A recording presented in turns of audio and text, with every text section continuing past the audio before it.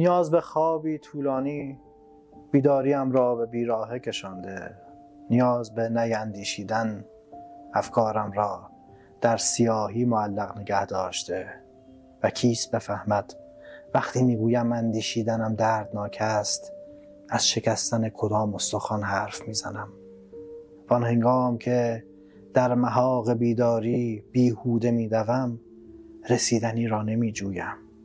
از خودم در ایستگاهی شعله‌ور گریزانم و هرچه میگریزم هنوز در بندم.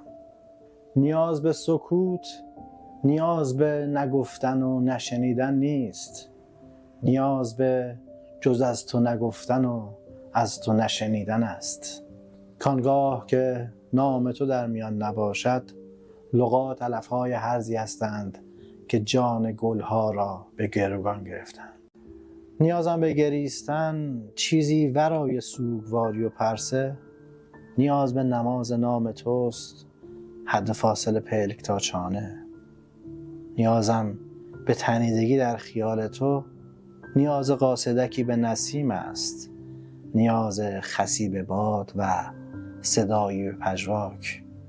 اما ملخهای جنون انعکاس نامهایمان را به یغما بردند و جز تپش‌های ناموزون خاطراتی گنگ، تصویری بر قامت آسمان پیدا نیست.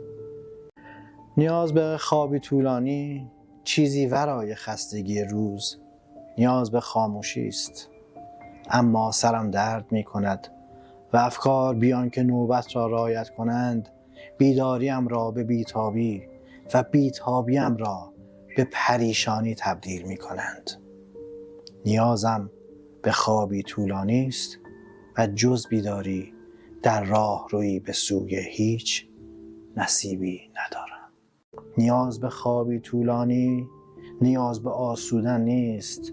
گریختن از خود است در تنهایی ناامن سوی رویایی نامیرا.